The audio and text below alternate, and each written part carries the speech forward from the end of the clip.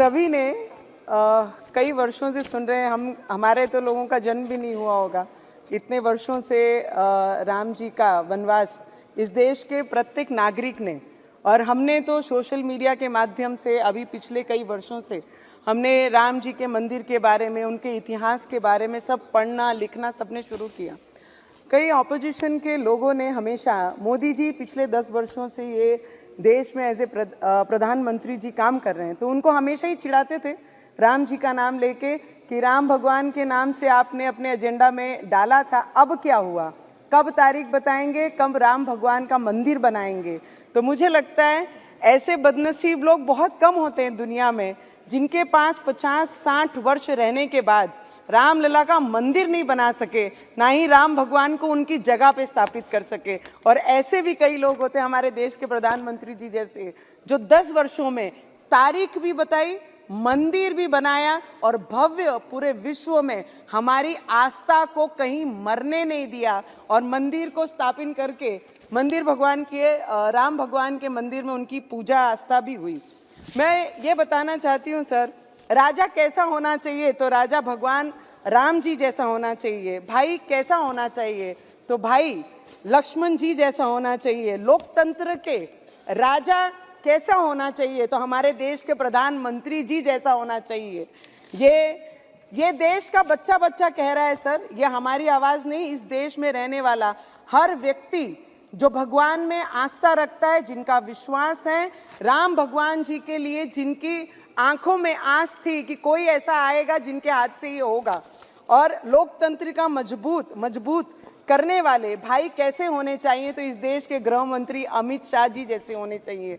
Sir, अभी मैंने एक ओवीसी जी को बोलते सुना कि पुरुषोत्तम मर्यादा राम जी के बारे में कि हम उनका आदर करते हैं, सत्कार करते हैं, सम्मान करते हैं। करना पड़ेगा, इस देश में रहना है तो जय श्री राम बोलना पड़ेगा, क्योंकि इस देश के लोगों ने पिछले कई वर्षों से राम भगवान जी के मंदिर के लिए जो आस्था लगा के बैठी थी, इनके नसीब में नहीं थी। वो जिन्होंने, राम जी ने खुद ये क्या निश्चिंत करेंगे राम भगवान के मंदिर का और राम भगवान जी के समय का, ये तो भगवान ने खुद हमारे देश के प्रधानमंत्री को चुना है कि जिनके हाथ से ये होना था, और इस देश में हुआ है, पूरे विश्व ने वो देखा है। सर, बहुत सुंदर है सर।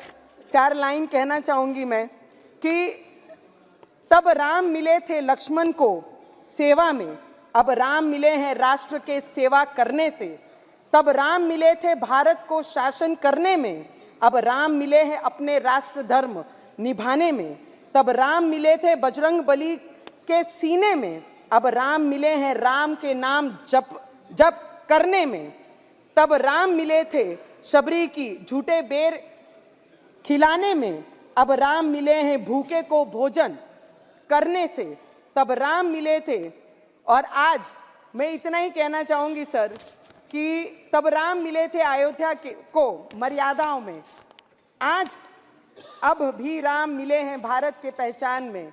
मैं इस देश के जितने भी सर, उस दिन जिस दिन राम मंदिर का स्थापना हो रहा था, हमारे राम लल्ला जब स्थापित हो रहे थे, उनकी पूजा हो रही थी, हर किसी के, इस देश में रहने वाले के आंखों में वो आंसू थे कि आज तक हम अपने घरों में रह रहे हैं, हिंदुस्तान में रह रहे हैं, अपने छतों में हैं, पर जिस भगवान के आस्था पे ये पूरा देश चल रहा है, उनको ही हम उनका घर नहीं दे पाए।